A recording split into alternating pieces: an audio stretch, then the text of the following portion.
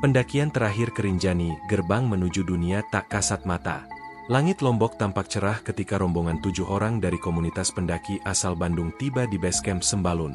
Rencana mereka sederhana, mendaki Rinjani via jalur resmi, menginap semalam di Plawangan, lalu turun lewat Danau Segara Anak. Mereka telah mempersiapkan segalanya, peralatan lengkap, logistik memadai, serta izin dari pihak Taman Nasional. Tapi ada satu hal yang tak mereka siapkan, sikap hormat kepada alam. Rombongan ini terdiri dari Tio, pemimpin tim yang berpengalaman, Adit dan Randy, sahabat dekat yang kerap bercanda tanpa batas, Siska, satu-satunya perempuan, serta Danu, Ilham, dan Kevin, 3 pendaki muda yang lebih banyak diam. Pagi itu, seorang porter tua mendekati mereka saat di pos registrasi. Kalau sudah sampai Plawangan, jangan keluar jalur. Jangan turun ke arah barat laut. Ada jalur lama yang tidak boleh dilewati. Tio hanya mengangguk, lalu tertawa kecil bersama Adit. Ah, mitos-mitos pendakian. Kayak di gunung lain aja. Tapi Danu diam. Ia sempat melihat mata porter itu bergetar.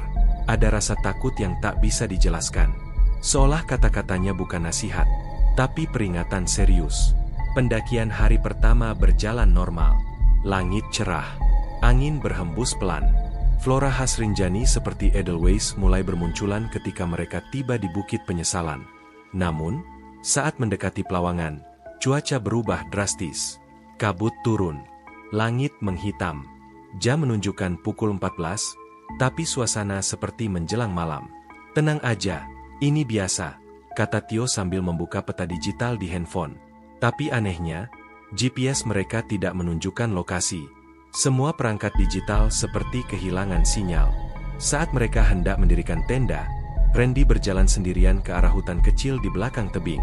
Ia ingin mencari tempat buang air. Tapi 10 menit berlalu, 20, lalu 1 jam. Randy tak kembali.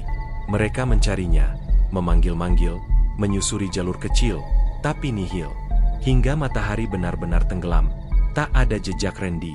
Mungkin dia jalan balik ke pos bawah, kata Kevin. Nggak mungkin. Dia pasti balik ke sini. Kita udah sepakat nggak pisah, bantah Tio. Malam itu, tenda terasa seperti perangkap. Angin berdesir dengan suara-suara aneh, seperti langkah kaki atau bisikan. Danu mengaku melihat sosok perempuan di balik pohon yang tidak semestinya ada di ketinggian itu.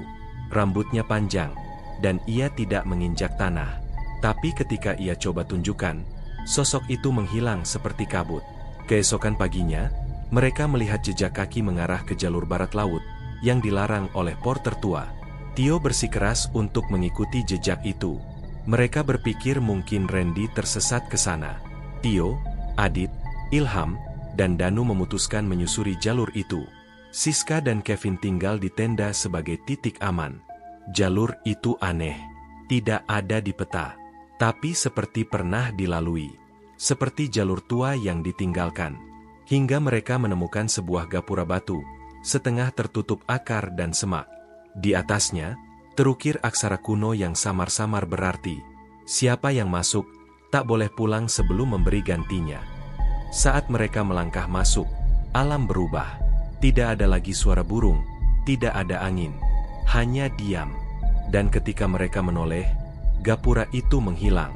Ilham mulai berteriak panik, tapi suaranya menggema tanpa arah. Danu mulai mengeluarkan air mata. Adit mendadak muntah darah, tanpa sebab. Dan Tio melihat sosok Randy berdiri jauh di antara pepohonan.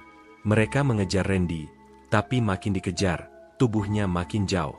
Adit jatuh terguling ke jurang kecil dan menghilang. Tak ada suara, tak ada jejak. Danu meracau, menyebut nama ibunya terus-menerus. Mereka akhirnya tiba di sebuah kampung tua yang tampaknya tidak pernah ditemukan di peta manapun.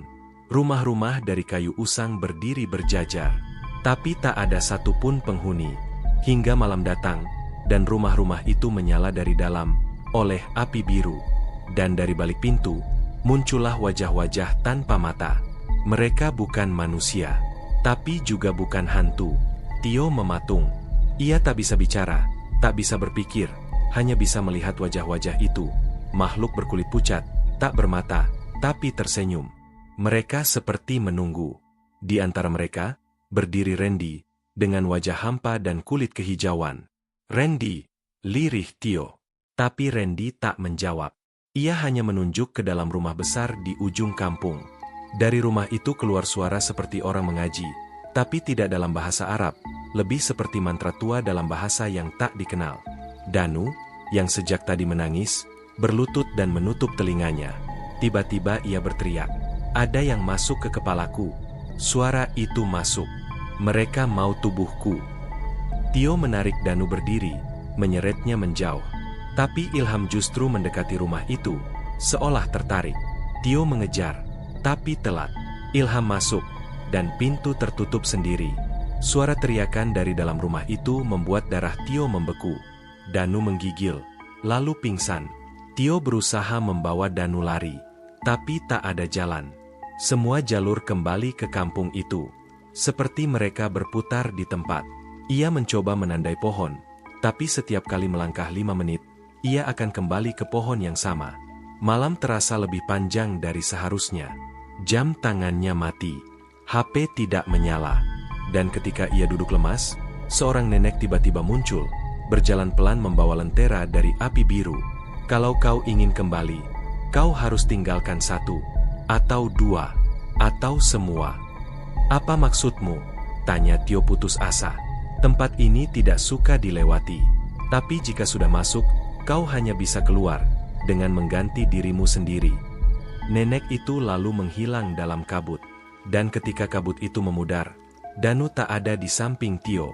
Di sisi lain, Kevin dan Siska mulai khawatir. Sudah lebih dari 10 jam sejak 4 temannya turun ke jalur terlarang. Siska memutuskan menyusul, tapi Kevin menahan. Tiba-tiba tenda mereka bergetar seperti ditarik dari bawah. Suara seperti orang menggaruk dari luar terdengar jelas. Mereka keluar, dan melihat tenda mereka terbakar sendiri, meski tak ada api. Dan dari tebing belakang, mereka melihat bayangan besar berjalan, seperti manusia berkepala kerbau. Suara nafasnya terdengar hingga ke dada. Mereka lari ke arah berlawanan. Kevin sempat memotret sosok itu, tapi saat ia cek kameranya, gambarnya hanya kabut hitam, dengan 1 titik cahaya, mata merah. 2 hari kemudian, tim SAR menemukan Kevin dan Siska di bawah pos pelawangan, kelelahan, tanpa tenda, tanpa logistik. Mereka berteriak histeris, menyebut nama-nama yang tak mereka kenal. Kevin terus mengulang, "Kepalanya bukan manusia, suara gamelan, api biru, mereka hidup di balik hutan." Sementara Tio ditemukan 5 hari kemudian, berjalan telanjang kaki di kaki Gunung Rinjani bagian barat. Tubuhnya penuh luka gores, wajahnya seperti orang yang hilang akal. Ia hanya mengatakan 1 kalimat kepada polisi, "Saya sudah bayar, biarkan saya hidup." Randy, Danu, Ilham, dan Adit tidak pernah ditemukan. Tidak ada jejak, tidak ada jasad. Namun, dalam HP Kevin yang berhasil diperbaiki, ditemukan 1 rekaman suara berdurasi 4 menit. Di dalamnya terdengar suara seseorang menangis, lalu disusul lantunan lagu berbahasa kuno, dan suara lirih mengatakan, "Jangan buka gerbang itu, kami tidak butuh lagi manusia baru." Sejak kejadian itu, pendakian ke Rinjani sisi barat laut ditutup diam-diam. Tak ada pengumuman resmi, tapi warga sekitar tahu, sudah terlalu banyak kejadian aneh di jalur itu. Mereka menyebutnya Lembah Bisu. Tidak ada sinyal, tidak ada suara burung, dan tidak pernah ada yang kembali jika melewatinya. Tio dirawat intensif di RSJ Mataram. Ia tidak gila, dokter menyebutnya dalam kondisi amnesia selektif. Tapi di satu malam, ia memohon kepada perawat, "Tolong, jangan matikan lampu. Kalau gelap, mereka datang." Beberapa hari kemudian, seorang dosen dari Universitas di Malang yang meneliti budaya Sasak mendengar kabar soal insiden itu. Ia datang menemui Tio. Namanya Pak Sandi. Pak Sandi membawa kitab kuno, Lontar Rinjani, berisi cerita rakyat yang tidak pernah diterbitkan. Isinya menceritakan tentang Kampung Penukar Jiwa, sebuah perkampungan tersembunyi di kaki Rinjani yang hanya bisa dimasuki oleh mereka yang membawa beban dosa. Tio gemetar saat melihat ilustrasi dalam kitab itu. Ini tempat yang sama. Rumah-rumah kayu, gapura batu, dan wanita tua, semuanya ada. Pak Sandi tersenyum pahit. Kau beruntung kembali. Tapi ada harga yang kau bayar. 6 bulan kemudian, Kevin mulai memulihkan diri. Tapi sesuatu mulai berubah. Ia menjadi pendiam, sering menyendiri. Siska mencoba menghubungi, tapi tak pernah dibalas. Hingga suatu malam, Kevin mengirim pesan suara. Aku rasa, aku bukan aku lagi. Sejak aku turun dari gunung itu, aku tidak pernah bisa tidur lebih dari 3 jam. Setiap malam, aku melihat Randy berdiri di pojok kamar. Kadang Ilham muncul, duduk di kursi. Aku tidak bisa bicara, hanya bisa melihat. Dan yang paling aneh, aku mulai mengerti bahasa mereka. Pesan itu dikirim pukul 3.12 pagi. Besoknya, Kevin menghilang. Sepedanya ditemukan di parkiran Pantai Senggigi. Tapi tidak ada jejak tubuhnya. Di dalam jok motornya, ada foto berdebu, foto rombongan mereka bertujuh, tapi dengan satu wajah tambahan yang tidak dikenal. Wajah seorang pria tua, yang terlihat sangat mirip dengan porter yang dulu memberi peringatan. Epilog 3 tahun kemudian. Siska menjadi aktivis pelestari gunung. Ia tidak pernah mendaki lagi, tapi sering memberi penyuluhan soal etika pendakian. Ia menjaga rahasia cerita mereka, karena takut dianggap mengada-ada.